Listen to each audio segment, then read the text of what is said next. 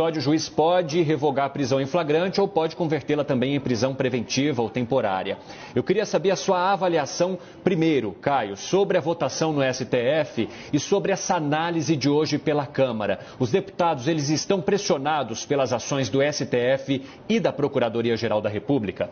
É evidente que sim, né, Cine? Em violação aí ao princípio da separação dos poderes, os congressistas, eles estão sob pressão explícita do tribunal, que é o responsável por julgar os parlamentares brasileiros com o famigerado foro privilegiado.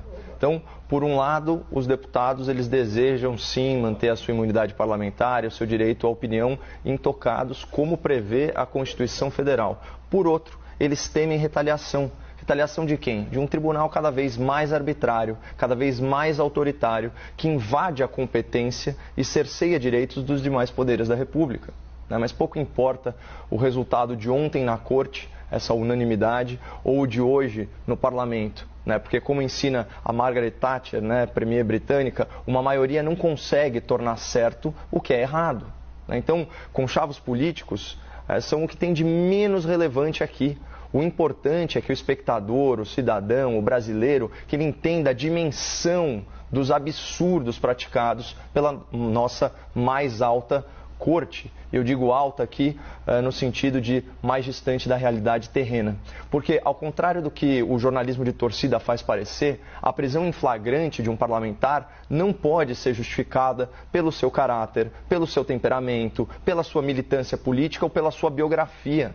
Para que haja prisão em flagrante de um deputado federal que goza de imunidade parlamentar para manifestar livremente o seu pensamento, é fundamental que os atos praticados por esse político se enquadrem aí naquela exceção prevista no artigo 53, parágrafo 2º da Constituição, que resumidamente diz o seguinte: os deputados são invioláveis penalmente por quaisquer de suas opiniões e palavras e não poderão ser presos salvo em flagrante de crime inafiançável. Flagrante é uma expressão de origem latina, é do verbo flagare, que significa queimar, ou seja, o flagrante ele pressupõe que o delito seja tão recente que a chama do crime, por assim dizer, esteja ainda ardendo.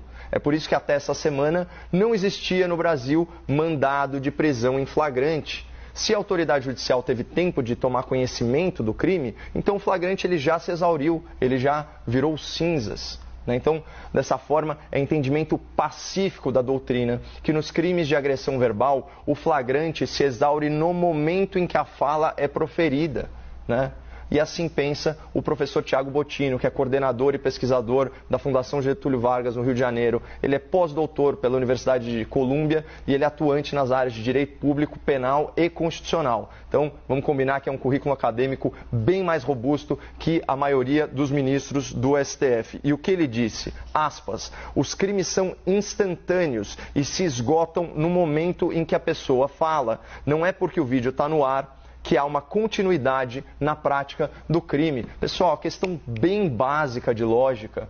A gravação de um crime praticado por meio de palavras não configura flagrante ou a perpetuação do delito. A gravação de um crime falado é simplesmente uma prova que depois pode ser usada no processo, no devido processo.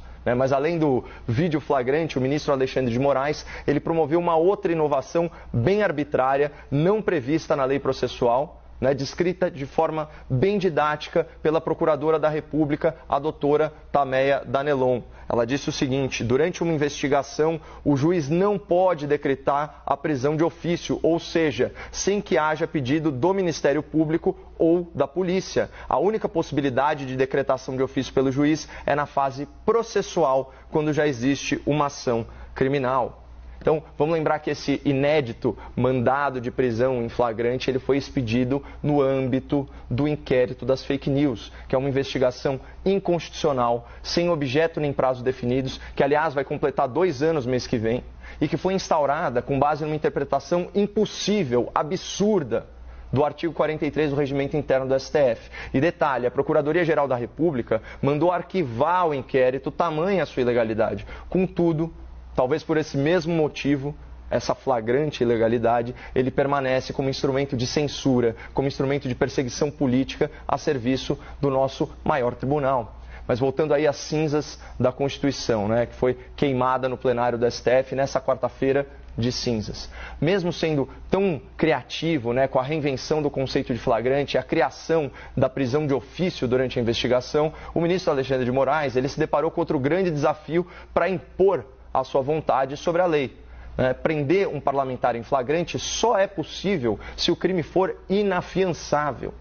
E a relação desses crimes graves, ela é bem restrita, ela consta do artigo 323, 323 do Código de Processo Penal. A gente está falando do quê? De racismo, de tortura, de narcotráfico, dos crimes hediondos, de terrorismo. E tem uma última possibilidade prevista no inciso 3, que diz o seguinte: não será concedida fiança nos crimes cometidos por grupos armados, civis ou militares contra a ordem constitucional e o Estado democrático.